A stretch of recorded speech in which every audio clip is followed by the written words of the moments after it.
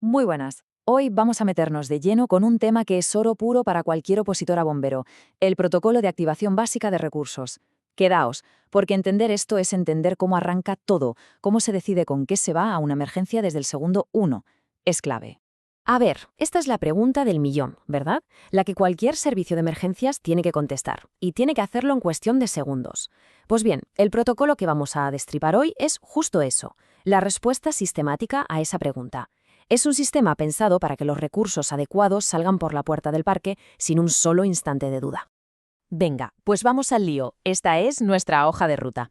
Lo hemos dividido en 5 puntos para ir paso a paso desde el porqué del protocolo hasta su objetivo final. Vamos a por ello. Lo primero es lo primero. Para entender este protocolo hay que saber de dónde viene. Y no apareció por arte de magia, sino que responde a una necesidad súper concreta. Había que organizar la respuesta. Mirad, esta frase lo resume todo. Antes del protocolo, la cosa dependía, y mucho, del criterio personal del operador de sala que cogía la llamada. ¿Qué significaba eso? Pues que dos incendios calcados en dos sitios distintos podían tener respuestas completamente diferentes. Era una especie de lotería, y eso, en emergencias, es un riesgo que no te puedes permitir. El objetivo, por tanto, era clarísimo: crear un sistema único, objetivo y validado para que la respuesta sea siempre la mejor posible, da igual quién está al teléfono o dónde ocurra el siniestro. Y como se puede ver aquí, esto no fue una cosa de un día para otro, fue un proceso muy meditado. Se tardó casi un año desde que se empezó a escribir el borrador hasta que entró en vigor. Hubo fases de redacción, de aprobación y, ojo, un periodo de implantación para que todo el mundo se familiarizara con él. Se hizo a conciencia. Venga, pasamos a la segunda parte. Toda disciplina tiene su propio idioma, y las emergencias no son una excepción. Aquí la comunicación tiene que ser milimétrica, sin espacio para la confusión. Por eso el protocolo define una serie de términos y siglas que hay que dominar sí o sí. Vale, este concepto es la piedra angular de todo el sistema. El despacho automático es, para que nos entendamos, la respuesta que ya está pensada de antes. En el momento en que se identifica el tipo de siniestro, el sistema ya sabe qué vehículos tienen que salir. Se eliminan las dudas, las deliberaciones, se gana un tiempo vital. El CIN, esta figura, es el jefe de la intervención a pie de campo, el que está al mando de la operación. Y es súper importante entender que no hay un solo tipo de CIN, hay 3 niveles. El CIN-I, que es el primer mando en llegar, el CIN-I, que asume el control en incidentes más serios, y el CIN-3, que es el máximo responsable en las emergencias más gordas. El mando se va pasando de uno a otro según la cosa se complica. Si el CEL son los ojos y las manos en la calle, la SBC es el cerebro. Es el centro neurálgico donde se reciben las llamadas del 112, se clasifica la emergencia y, lo más importante, se pone en marcha el despacho automático. Todo nace aquí. Y claro, aquí tenemos la jerga de los vehículos. Aprenderse estas siglas es fundamental. No son solo letras, son las piezas del puzzle de la respuesta. Saber qué es una BUL, una EAA o un FSV te permite entender al instante de qué recursos estamos hablando en un tren de salida. Es el ABC.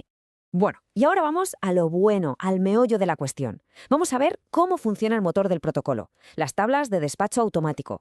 Aquí es donde la teoría se vuelve práctica y vemos negro sobre blanco quién va a cada sitio. Vamos a empezar con los incendios urbanos, que es un ejemplo perfecto para ver cómo la respuesta va creciendo, cómo se va escalando a medida que aumenta el riesgo. A ver, fijaos bien en esta tabla, porque es la pura inteligencia del sistema en acción. Miremos la lógica. Para una vivienda de una sola planta, salen 2 bombas urbanas, lo normal. Pero ¿qué pasa si la llamada dice que es un piso alto? ¡Pum! El sistema sabe que hay riesgo de rescate en altura y añade automáticamente una autoescala. Y el salto gordo viene con un local público. Ahí el riesgo se dispara. Más gente, estructuras más complejas. Por eso no solo se envían más camiones, sino que la estructura de mando se refuerza desde el primer minuto. La respuesta se ajusta al riesgo potencial, no solo a la llamada inicial. Y esta misma lógica, esta misma inteligencia adaptativa, la vamos a encontrar en los accidentes de tráfico. Los recursos se ajustan como un guante al escenario. De nuevo, vemos cómo el protocolo se adapta. Un accidente simple, entre 2 coches, pues una dotación de salvamento estándar. Pero, ¿y si hay un autobús implicado? El número de posibles víctimas se multiplica, así que la respuesta también lo hace. Y el salto cualitativo definitivo es cuando hay mercancías peligrosas, las famosas MMPP. Ahí ya no hablamos de un accidente, hablamos de un riesgo químico, medioambiental, una posible catástrofe. Por eso el despliegue es masivo desde el minuto cero, con unidades especiales y con toda la cadena de mando activada. Vale, todo esto está muy bien para los casos de libro. Pero, ¿qué pasa cuando la realidad supera a las tablas? ¿O cuando un incidente se complica más de la cuenta? Pues el protocolo, lógicamente, también lo tiene previsto. Este punto es crucial para entender la dinámica. El despacho automático es el primer golpe, la respuesta inmediata basada en la información inicial, pero luego está el despacho ampliado.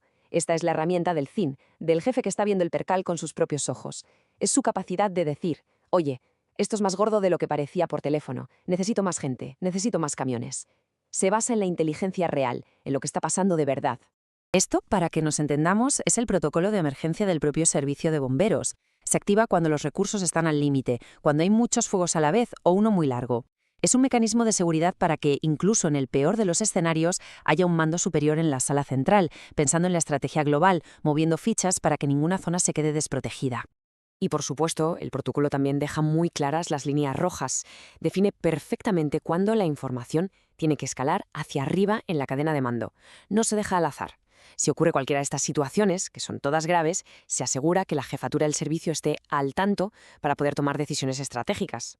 Y llegamos a la última parte. Después de ver todas las piezas, las definiciones, las tablas, los procedimientos, vamos a juntarlo todo para entender cuál es la misión final, el porqué de todo este sistema. Todo este engranaje, cada regla, cada detalle que hemos visto, no es un capricho. Todo está diseñado para lograr un único y gran objetivo. Esta frase es la esencia de todo. Leámosla bien. Garantizar la mejor respuesta operativa posible con los recursos disponibles. No se trata de vaciar los parques en cada salida, sino de dar la respuesta más inteligente, la más eficiente. Hacer lo máximo posible de la mejor manera con lo que se tiene. Esa es la verdadera misión del protocolo. Pura eficiencia. Al final, el protocolo es el que da el pistoletazo de salida. Se asegura de que cada intervención empiece con buen pie, de forma rápida, coordinada y sobre todo inteligente. Le da a los equipos que van al siniestro la mejor plataforma posible para empezar a trabajar. Y cerramos con esta reflexión, que creo que es importante, porque un sistema tan definido podría hacer pensar que el factor humano pierde peso, pero es justo lo contrario. El protocolo te pone en el sitio adecuado con las herramientas adecuadas, pero al final del día es la pericia, la valentía y el buen juicio del bombero en el terreno lo que resuelve la situación. El protocolo es el plan, la victoria es de las personas.